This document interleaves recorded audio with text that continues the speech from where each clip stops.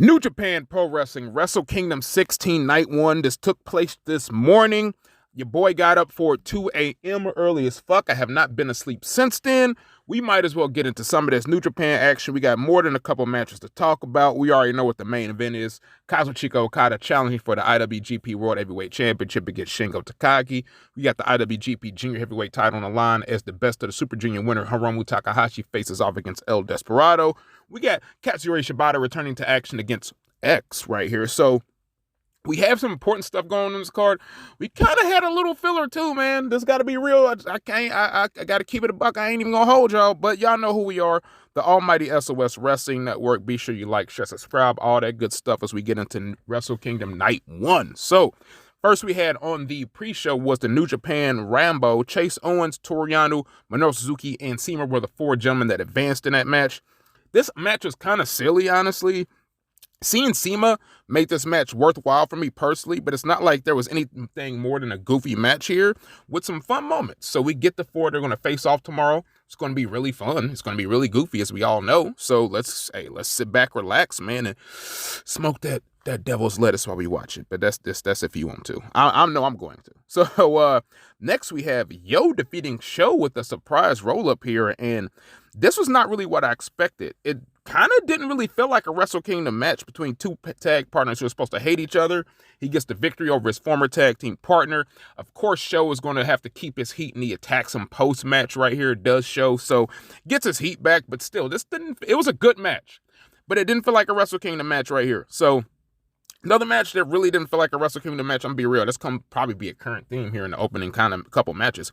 We got Bullet Club's Kenta, Taiji Ishimori, and El Phantasmo taking on the defeating Rocky Romero, Ryusuke Taguchi, and Hiroshi Tanahashi by DQ here. And pretty much Tanahashi just couldn't take it anymore. He was just tired of Kenta's antics, and I actually like the fiery Tanahashi. I do like when we get him, but here at Wrestle Kingdom right now to have that kind of match, I guess it's sets up for the title match we're getting in the morning for the U.S. title, but we're coming off a week 2 Road 2 show, so I really don't get that. I don't at all. So the next match we had Jeff Cobb, Will Ospreay, and the Great O'Connor, the United Empire, taking on and defeating Sanada, Bushi, and Tetsuya Naito of Los Ingobernables de Japón when Will Ospreay put Bushi away with the hidden blade right here. This is a really fine showcase match, but not that ultimately stood out. Oh, honestly, I take that back. Naito's fucking outfit stood out. His suit and his mask stood out, but other than Ospreay's participation, compared to the previous LIJ versus United Empire stuff, it really was kind of standard, man. So it was what it was. And we're going to move on up the card to a match that everybody was looking forward to. We have Katsuyori Shibata in a match taking on, it was supposed to be an exhibition match, right? He's taking on a return. I don't know if he's returning, but he's taking on pretty much his son, Ren Narita, right here. It wasn't really the surprise I expected, but I'm really not complaining about it. This was easily the biggest matches in Ren Narita's career, so I'm not upset about it. This was a tremendous grappling-focused match with dynamic segments of striking, excellent pacing. It was a return for Shibata. Shibata put Ren Narita away with the PK. This was really good for as long as it was. And then we got a message saying that New Japan Pro Wrestling will be returning to Access TV on January 20th, to be honest. So, and then here comes the match that pretty much I felt sucked everything down, and it was kind of hard for this show to recover after this match right here. For the Never Openweight Championship, we get Evil defeating Tomohiro Ishii to win the title right here. This is a House of Torture match, not a Ishii match, and this is a bad match at that. And shout out to Jeff Strong Style Story. We were talking on Twitter, and I was like, dude, when's the last time New Japan has legit put on a bad match at Wrestle Kingdom? And that's what we got this morning. Of course, you have the House of Torture shenanigans. Evil putting him away with Everything Is Evil after hitting him with the belt and everything. So Evil is now a double never champion. So it was a means to an end, but I mean, it was a good mean. So moving on up the card, more title matches we have for the IWGP Heavyweight Tag Team titles. We have Hirooki Goto and Yoshihashi of Chaos taking on and defeating the Dangerous Tekkers. Zack Sabre Jr. and Taichi to win the championships here. Mio Abe was here with Taichi. This was a really good match, man. I enjoyed this a lot. Yoshihashi winning gold. I know we've been critical of him on this channel. Him winning gold anytime is special right here. And the Dangerous Tekkers offered the respect to these guys after beating them. This was a solid tag team match. They did the best they could to bring the crowd back into it and bring the people watching at home back into it, because that Never Openweight title match did a lot of damage to them. So I was glad about that.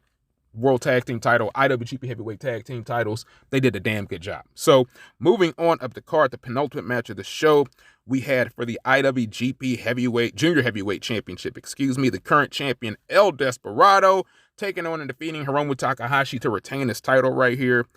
This was fucking excellent, man. These guys did their, I don't want to say the usual spot. They did their greatest hits with each other. These are their greatest opponent. These are each other's greatest opponent right here. And I'm glad El Desperado got the victory. He needed this victory more than Hiromu Takahashi did. Hiromu was already a made star. And shout out to AJ Gray, who I can't just, steal the tweet. But he said that Hiromu Takahashi is this generation's Jushin Thunder Liger for New Japan, and I can't disagree with him right here. Jushin. Hiromu will be back. He'll be back for the title. He'll be back to challenge for it at any time, and I ain't gonna say any time, but here soon he'll be back to challenge for the title. But in the meantime, between time, Despy came out in all white, decked out to the, dressed to the nines. He got to enjoy that moment. We got to give Despy his flowers right now. He had a great main event. He's been the Junior of the Year for New Japan. So, yeah, man, Despy's been damn good. So, then we have the main event.